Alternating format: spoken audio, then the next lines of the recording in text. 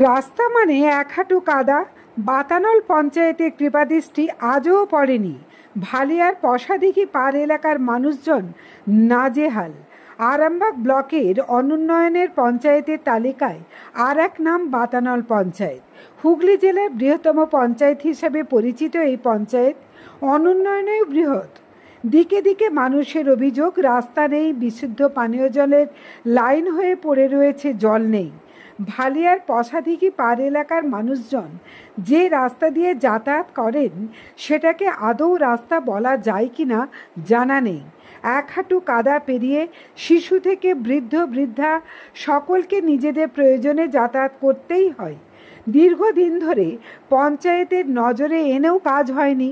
প্রধানকে বারবার ফোন করেও সুইচ অফ থাকায় না পেয়ে এলাকার শাসক দলের অঞ্চল সভাপতির কাছে জানতে চাইলে তিনি জানান, জেলার বৃহত্তম পঞ্চায়েত বাতানল পঞ্চায়েত, কিন্তু বছরে মাত্র 1 কোটি করে টাকা আসে আর 26 জন মেম্বারকে এলাকার উন্নয়নে কাজ করার জন্য দিতে হয়।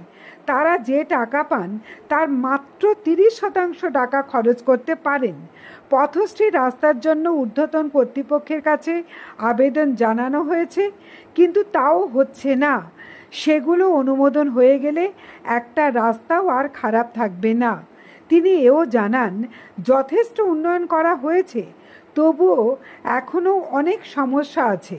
ফলে 2026-এ ভোট চাইতে যাবেন কিভাবে সে নিয়েও নাকি তারা চিন্তিত। আর পানীয় জলে লাইন হয়ে পড়ে রয়েছে, জল নেই, এটা একটা বড় সমস্যা। কিন্তু এর জন্য পিএইচই দপ্তরে বারবার তারা জানানো সত্ত্বেও দপ্তর নাকি গুরুত্ব দিচ্ছে না। অঞ্চল সভাপতির বক্তব্যে পরিষ্কার, পশাদিঘি পার এলাকার মানুষজনের ভাগ্যে ভোগান্তির নিরসনের কোনো পথই নেই। দেখুন কোন রাস্তা দিয়ে যাতায়াত করতে হয় স্থানীয় মানুষজনকে। ভোট উৎসব আসে যায়, মানুষের জীবন যন্ত্রণার অবসান হয় না।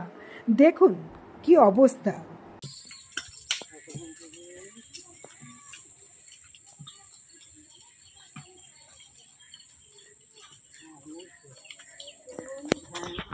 আপনার উজ্জ্বল ভবিষ্যতের একমাত্র দিশারি, জ্যোতিষ জগতে অদ্বিতীয় ডক্টর অঞ্জন শাস্ত্রী। দেখুন জ্যোতিষ অঙ্গনে অঞ্জন প্রতি রবিবার ঠিক রাত 12টায় শুধুমাত্র TV9 বাংলায়।